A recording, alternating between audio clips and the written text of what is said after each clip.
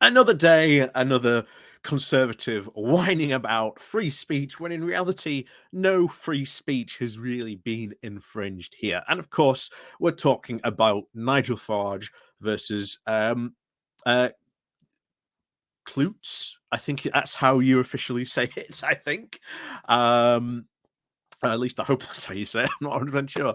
But that seems how it seems to have really rolled out. This is what conservatives are latching onto in a sheer amount of desperation. And Farage seems to have whipped up many conservatives into thinking that, oh no, maybe they might be next to lose their bank accounts because, well, they might have said something a bit too, quote, politically incorrect. Well, here's the thing, that's not what's happening at all. And remember, uh, the Coutts, the bank that sort of debanked Nigel, even offered him another bank account at NatWest. It wasn't they were going, we're taking away your bank account. They were openly saying, hey, look, you sort of can't bank with us anymore because, well, you don't have enough money to bank with us anymore. But here's this NatWest account that you can have that we can sort out for you. No problem. And of course, Nigel turned this down because, well, if he has to bank at NatWest, that means he has to bank with the rest of the plebs. And of course, that really is what all this is truly about. Nigel Farage just isn't as once rich as he used to be, and well, is afraid of losing his status as being seen as a wealthy individual. And that is what it is coming down to. Nigel is scared of losing his status.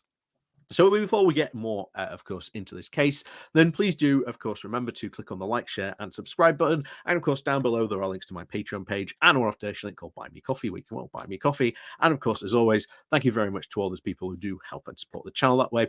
And of course, there is the YouTube thank you button, the Pony Club down below. And of course, you can always just click on the like and share button. That always helps out the channel as well. But more into this. So I know all the conservatives are going to be onto me. Oh, but what about all those freedom of request access that Nigel Farage and all the other media sent to the bank as well to see what had been the reason? Well, they openly said it on page 10.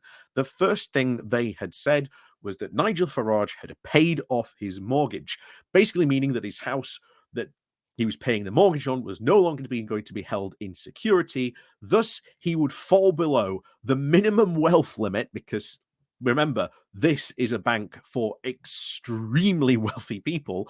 And again, it just goes to show you the level of wealth that was really involved in here. If you just go to look at how much it costs to even open a bank account there, or at least maybe even take a loan out from that bank, you're talking multi-million pounds in this case.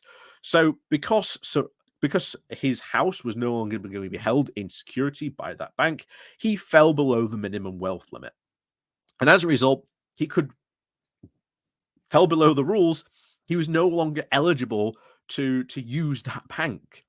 That's in the bank's own rules. That's the rules Farage signed up to. And yes, in the rest of the report, it does talk about, of course, Farage, the tweets that he has put out, all the stuff that he has said, and that of course those don't align with the bank's sort of commitment to diversity and inclusion, that they don't feel that matches with it. But that's not the reason why they're saying he lost his accounts. It says it very clearly. He lost it because he no longer met the minimum wealth limit. And this is what it comes down to, is that if he can no longer use this bank, it's a big hit to his status, because Farage always wants to come across as he is this ultra wealthy person who also just happens to be a man of the people. But when he was offered a far, shall we say, a bank account at NatWest, well, that wasn't good enough for Nigel, who had been very well treated as many of the other people who do bank at that, shall we say, multi-millionaire bank. That's the whole point of it. It is designed to give people access to special services and special privileges by banking at that account. But if you do not meet the minimum wealth limit, then sorry. And this is something that Nigel will have signed up to. Now, this now seems to have spun out into more of a bigger situation. We saw at PMQs, Jacob Rees-Mogg, David Davis raise this issue with Rishi Sunak at PMQs, and it's worth pointing out that I don't think they're his constituents. I know certainly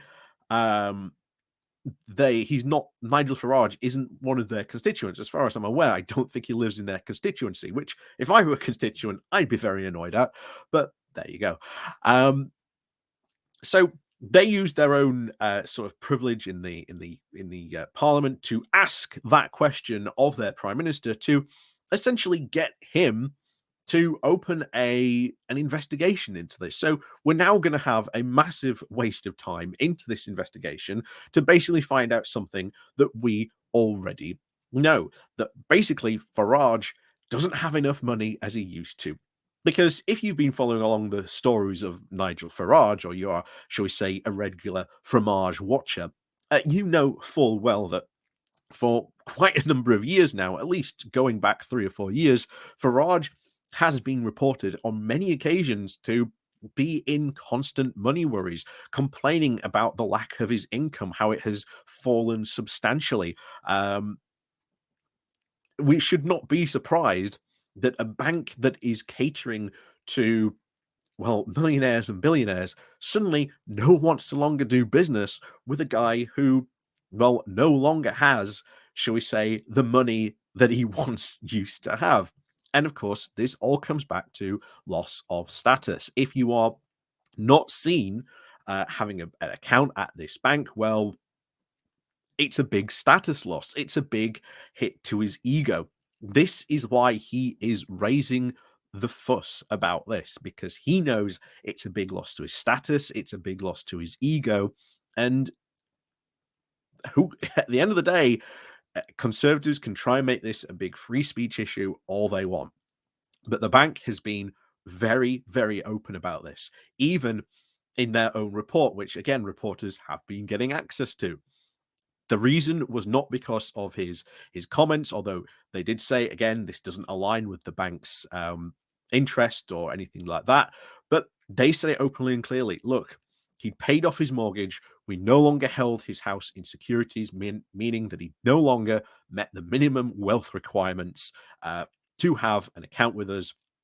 They'd addressed this with him already, apparently, according to the some of the statements. And they even, as we said before, offered him an account with their partner bank, NatWest, which they are a part of that group. So Farage was not being debanked. He was not losing his account. He was being offered another one. But the thing is, having an account at NatWest doesn't really give you the, shall we say, status as it would of having one with, well, with Coutts. So that's the honest truth. It is a massive loss of status for Farage, and he knows it.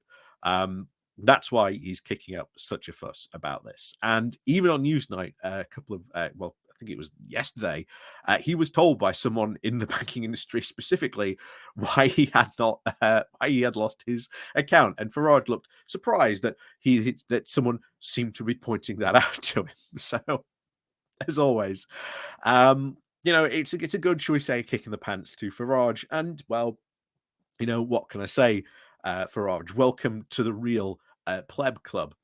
Like I say, if you claim to be a man of the people, then what's so wrong with having to bank at NatWest? Hundreds of thousands of us already do that throughout the country.